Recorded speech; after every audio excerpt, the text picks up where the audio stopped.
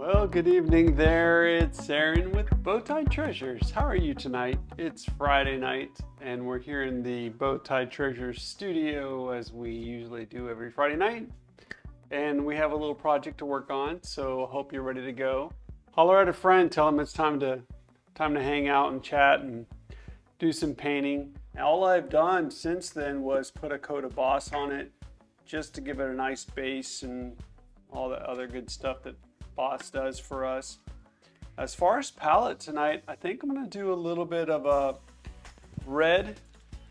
I don't know if I might start tapping into a little bit of a holiday feel, but we're going to go, I wanted to keep it classy, so I'll bring in probably some Gilding Wax Gold later on.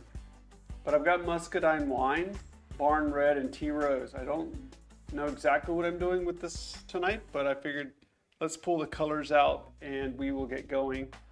As a review, I used Wood-U-Bend 1323 on the sides and then 2171 on the top. And I mentioned to you last week, you can see those links on my website, bowtietreasure.com, under Wood-U-Bend. And also on Dixie Belle's site, I was saying that this is 2171, but 2172, which I think you'll find on Dixie Belle's site, is very similar. So look around for those. These are really great medallion type pieces, but this jewelry box definitely needed some help. I really don't, the first thing that comes to my mind on this project is probably the best thing that I can do on this one is to keep it classy. I think it would be great to do some blending. Blending's a little tougher to do when you have to go around decorative elements. So maybe what we can do is do more of a darker on the outside and get it lighter as we go inside. I pulled Tea Rose out as the highlight color. I have the flat small, really a great reliable go-to brush. I also have the round small. The round small for me, I really love a lot for stenciling, but it also is really great about getting into some of these small sections. But these are really detailed Wood-U-Bend, so we're gonna have to get into there. So basically these are really great projects to try. They're like miniature dressers, if you will, and but maybe a little bit more tedious work. So I'm just gonna get started on there. Let's see how this develops. I haven't done any work on this with this color. So for now, let's just build from outside in. We're keeping it very much analogous. That means all in the same color scheme, or near in the, they all have the same color in it, you know, so they're all red based colors. I think this is an appropriate color for not only fall, but maybe definitely the Christmas time. It's not a pristine shape, it's not in pristine shape, but you know, someone who just likes to decorate with something like a jewelry box, this is perfect. I have my misting bottle nearby. I'll probably want to use that, but I'm just going to do one side at a time right now. Get underneath. And when you're blending, which we're going to do tonight right now, you usually want to have about 3 colors, or not 3 colors, a brush for every color. Let me get that right. Something to do with blending. And I have an older, you see kind of it's seen its day. This is another flat small, but the fact that it's starting to fan out, that's really going to make it blend nice. So I'm about to open Barn Red. It's about as pure red as you're going to get. Where did my other color go? And so this is where I'm going to use my round small because it's going to be what I get into. So what I'm going to do, let's just kind of swirl this in. I want this medallion to glow. If you want to see how to apply the Wood-U-Bend, you can go back to our live last Friday night and just see the quick process of me doing that. So I'm just kind of jabbing the paint in there. I don't want to spend too much time, but I definitely want to get the paint in there. So I'm just kind of going in a circle only because I want to have that somewhat of a glow effect. And here's where I'm going to use, there's no paint on this brush. I'm just going to use this one to blend. Just fan that, feather that color. Feather is a good word. Feather that color in until you have a nice rich glow. And then because I think it would be great to do the T-rows. I could stop there, but I think I want to go let's try a little bit lighter. If it doesn't work out, we'll can the idea. But I'm just going to take a little bit of paint and we're just going to put it on there and swirl it in, because I want that tea rose to mix into the red, not be, I don't want the tea rose to be pure. So I'm kind of pushing that. Might need to give a little bit of a mist. Be careful when you're misting over wet chalk paint and you feel like you're already done with blending, because that water will leave speckles. So again, I'm just pushing that in there. And it's just giving us a nice glow. Back to my blending brush, I'm going to call it, and fan that back around.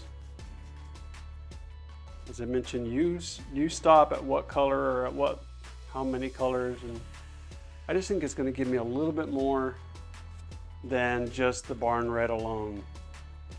So it just all depends on the color you choose. So this is a really nice way to practice blending. So this is a 3-color blend. Let me pull you in just so that you guys can see it. 1 second. How nice and soft that is. And I think that's going to work out really well. So what we'll do now is we'll spin around. I like to kind of do the same thing over again, meaning I'm used to that technique. So I'm going to, I didn't paint the back, by the way. Sometimes I'll do that on these jewelry boxes, but I didn't do that here. I think we'll be okay. All right, I'm going to mist my brush. Just don't want that paint to dry out too much, and let's get that paint right on there. Muscadine wine. By the time I top coat this, it'll have a nice rich maroon feel to it. Make sure in this particular case, I don't usually worry too much about painting really thin. I want to be able to blend, and if you put only just a little bit of color on here, it's going to dry faster. You're not going to have much to blend with. So because I will soften it later, usually I really say, hey, make sure you paint thin and nice smooth coats, but it's a little bit okay in this case to just get it on there. Try to remember, for the most part, what you did on the other side. Switch colors to barn red.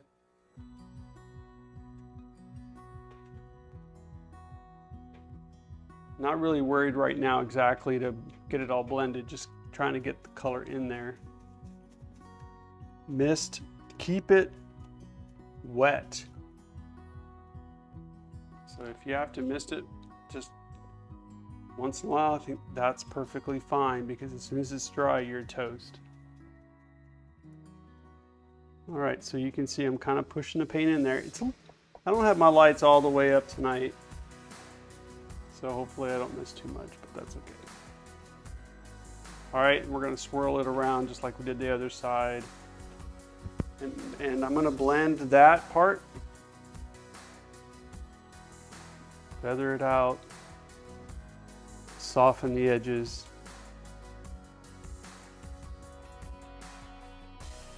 So that's kind of like rough blend number 1, then back into the tea rose. I have a wet rag that I keep wiping the paint off because I don't want a lot of buildup. Didn't get as much paint as last time. Okay, so I want to get that tea rose in there. I don't have to push it in there, but I'm going to do that just so it's not so much pure barn red in there. And just a little bit more. What do y'all think? You like the color combination? And we'll just swirl that up.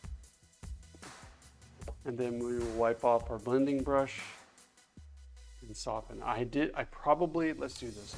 Let's give it one quick mist. Keep that wet.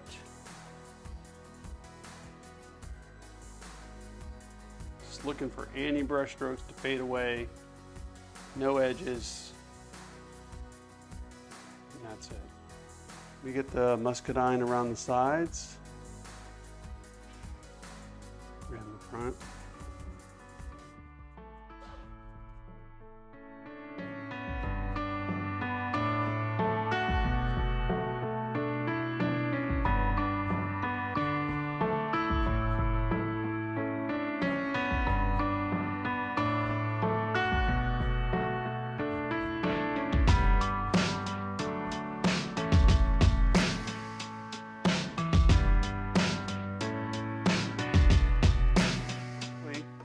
We're on to the tea rose. The barn red's wet, so let's get that paint in there. I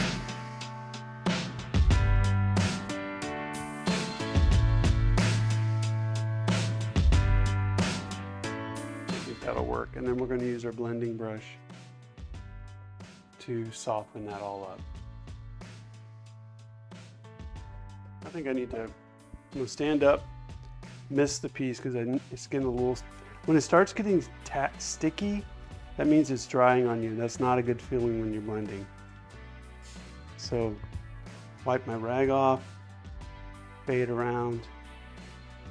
So because I had to work the middle a little longer, the blending isn't as pretty or as effective because things started drying. I'm going to put a little bit more muscadine wine around the edges just to kind of reactivate.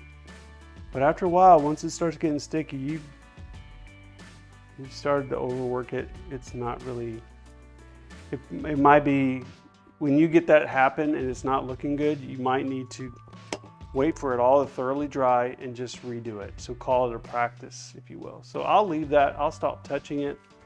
We'll see how it dries, and it may look great.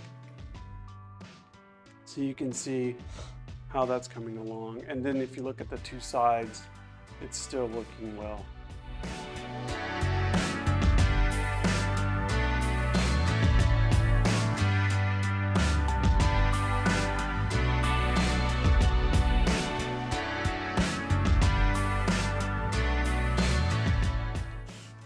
Using my misting bottle to keep it wet. Really didn't mean to put so much muscadine wine in the middle, but I think we can recover that. So let's stop there. Let's get barn red. And we're going to mist, and we're going to introduce the barn red.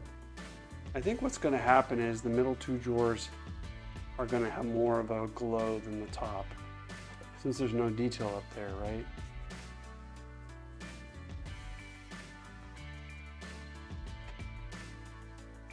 All right, so just get that, push that paint in there. I didn't take the hardware off. I could have, but I usually don't take the hardware off these jewelry boxes. They're usually a big pain to do that.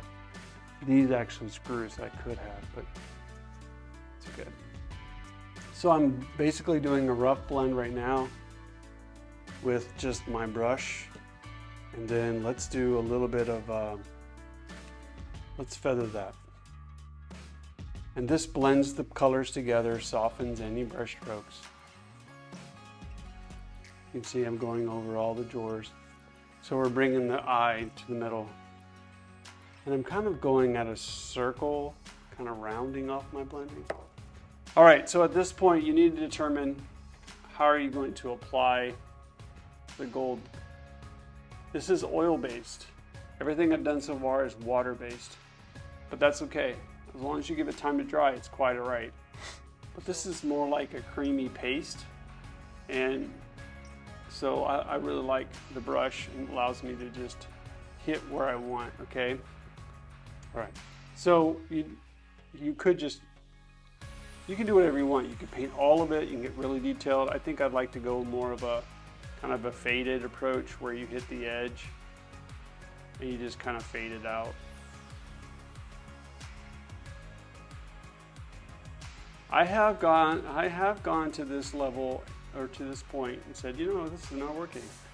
But if you get to the point that you don't like what you've done, you're gonna have to let this dry. So if you wait till top coating, that's fine, but keep in mind either way, this formula gilding wax, or the gilding wax that Dixie Belle has now, I don't find that it loses much luster or shininess if you do it before top coat. So that's what I said, it doesn't really matter. You just have to be careful to make sure it's thoroughly dry.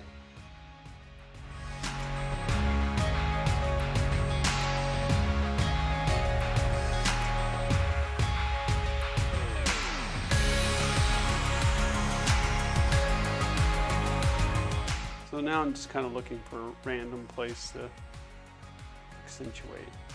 So to give you a comparison, this is with gilding wax and that's without. So your choice, you decide which one you like better. I was going for more of a glamorous look.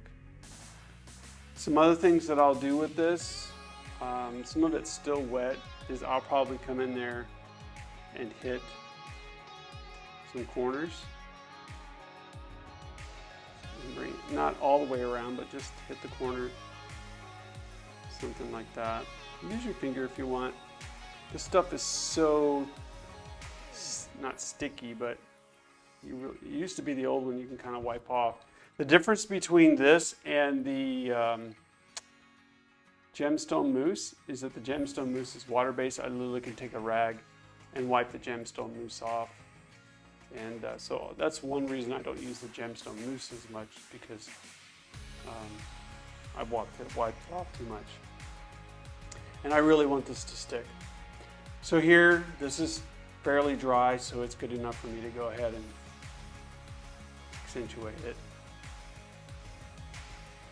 I don't think I'm going to pull out the heat gun and dry this whole piece. I think you guys will get the idea. So stay tuned.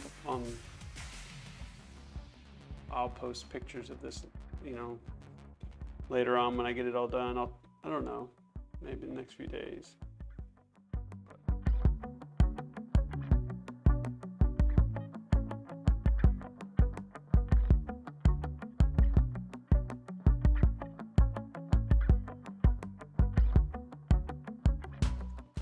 So some parts are still wet.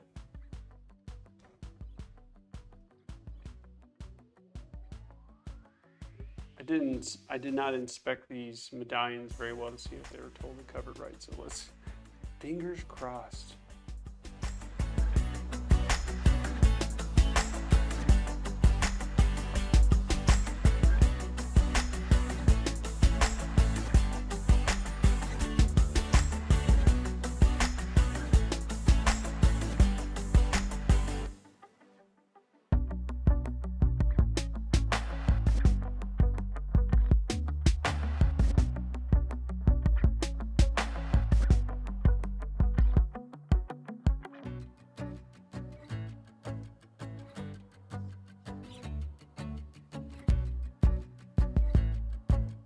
So that you can see, we'll do this corner. Just hit it. If you need to, if you feel like you got too much, just discharge that extra, because I'm telling you, if you put too much on, it's a little tough to get off. Not impossible. So yeah, just kind of hit that corner, and then maybe light, very light pressure, fade it out. Do this one. Hit the main corner, slowly release, lighten the pressure as you go away from the corner, and then just slightly drag it. This is a nice look that I do a good amount, but I haven't done glam in a while, I guess. So in theory, if everything's going well, you can do this in one coat, but something weird's happening right there. I'll have to fix that, but because I do have some wet areas, you don't want to go back and touch it until it's thoroughly dry. And I think the top's coming along still wet in a lot of the middle, so we'll not work on that. Okay, well, stay tuned, y'all. Thanks so much for joining me tonight. It's much more enjoyable to work and paint with some company than in a quiet studio. So I appreciate you following, joining, hanging out with us, and looking forward to seeing you guys, your comments and your projects. If you have any questions in the next few days, feel free to message me on Bowtie Treasures. I'm glad to help, as always, and use that link that's in the description. So if you need some product for your project coming up, love for you to use that link. That helps me out a lot. Until next time, I'm Aaron with Bowtie Treasures. Thank you so much, and have a good night. Be creative. We'll see you guys later.